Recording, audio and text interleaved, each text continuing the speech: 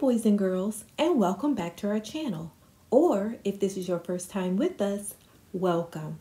I am Miss Shamita with Early Education Intervention Service. I am so excited to share today's story, A Bad Case of Stripes by David Shannon. I hope you enjoy. Camilla Cream loved lima beans, but she never ate them. All of her friends hated lima beans, and she wanted to fit in. Camilla was always worried about what other people thought of her. Today, she was fretting even more than usual. It was the first day of school, and she couldn't decide what to wear. There were so many people to impress. She tried on 42 outfits, but none seemed quite right. She put on a pretty red dress and looked in the mirror. Then she started to scream. Her mother ran into the room and she screamed too. "Oh my heavens!" she cried. "You're completely covered in stripes." This was certainly true. Camilla was striped from head to toe. She looked like a rainbow. Mrs. Cream felt Camilla's forehead. "Do you feel all right?" she asked. "I feel fine," Camilla answered. "But just look at me." "You get back into bed this instant," her mother ordered. "You're not going to school today." Camilla was relieved. She didn't want to miss the first day of school, but she was afraid of what other kids would say. And she had no idea what to wear with those crazy stripes.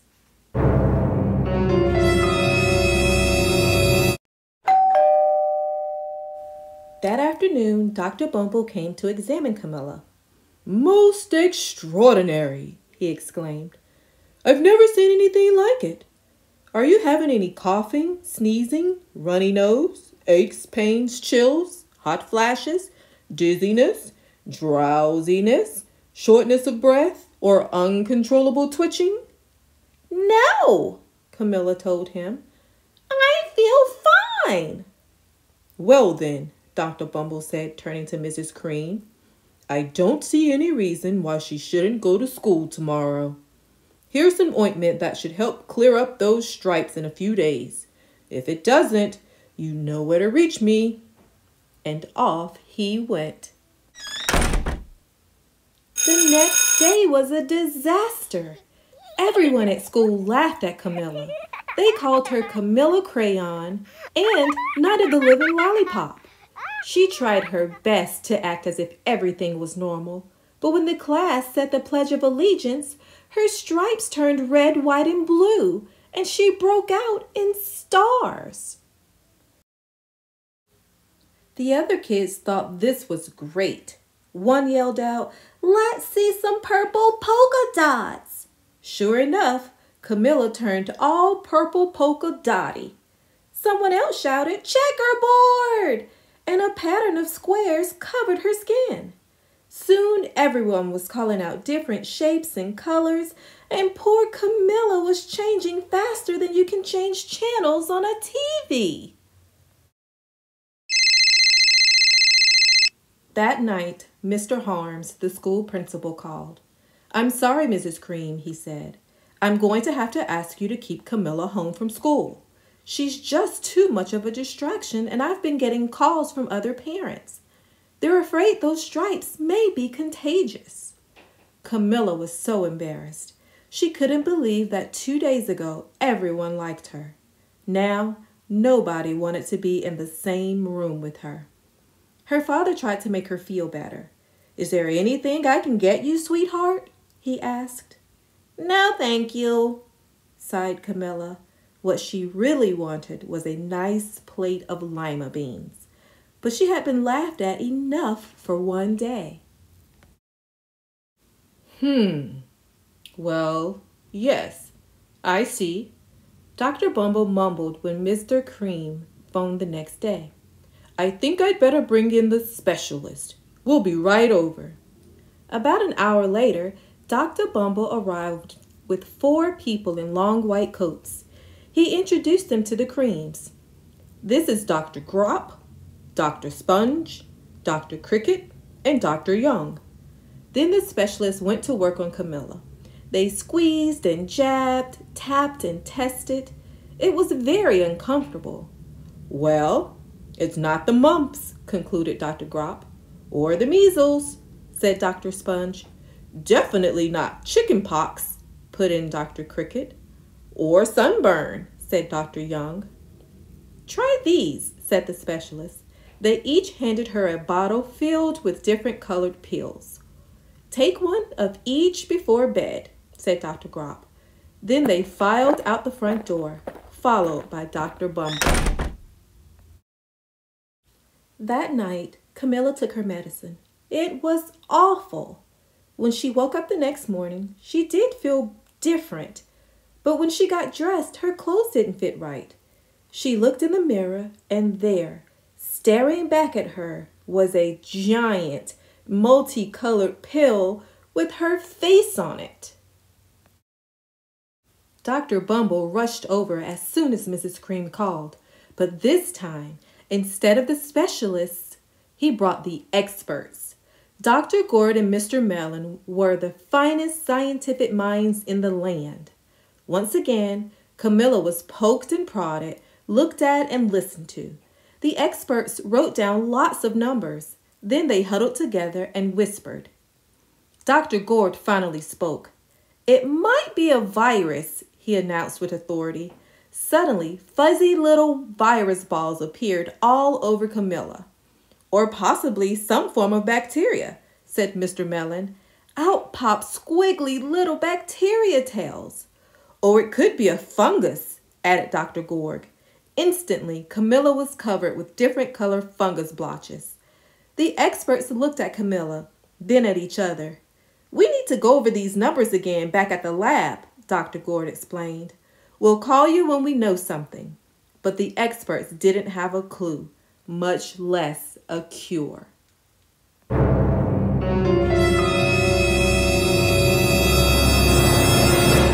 By now, the TV news had found out about Camilla. Reporters from every channel were outside her house, telling the story of the bizarre case of the incredible changing kid. Soon, a huge crowd was camped out on the front lawn.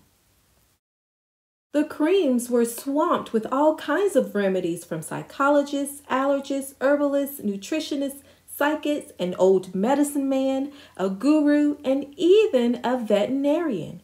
Each so-called cure only added to poor Camilla's strange appearance until it was hard to even recognize her.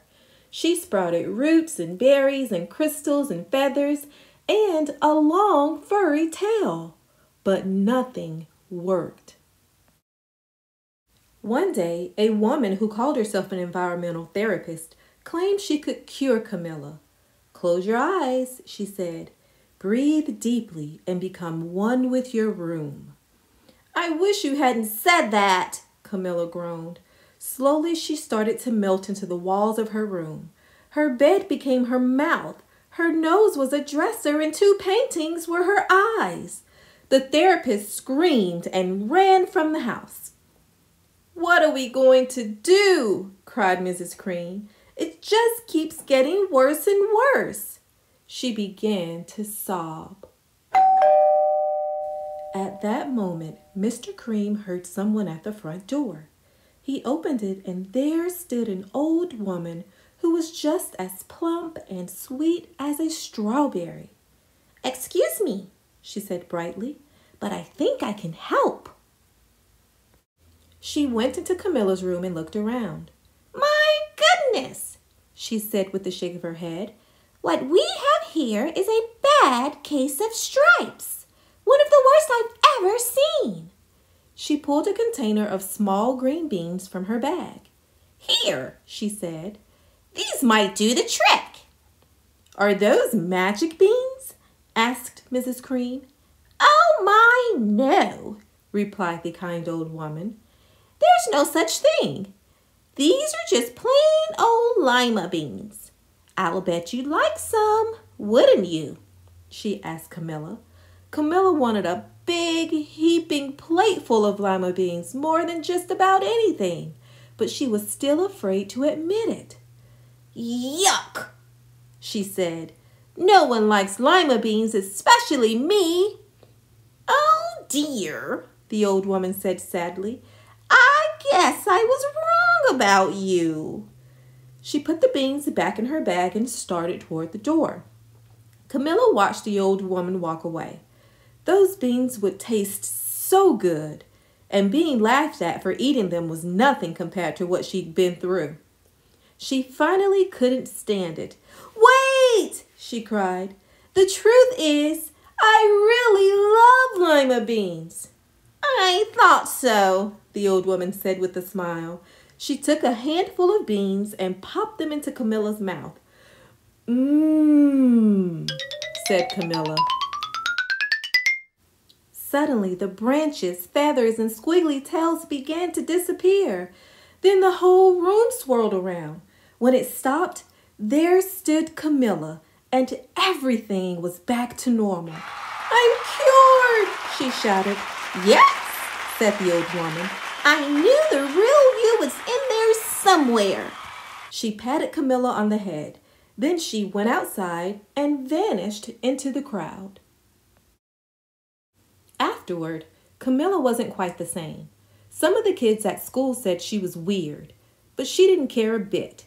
She ate all the lima beans she wanted, and she never had even a touch of stripes again. This is the end of our story, boys and girls. Please hit that subscribe button and give this story a thumbs up. Until next time, bye.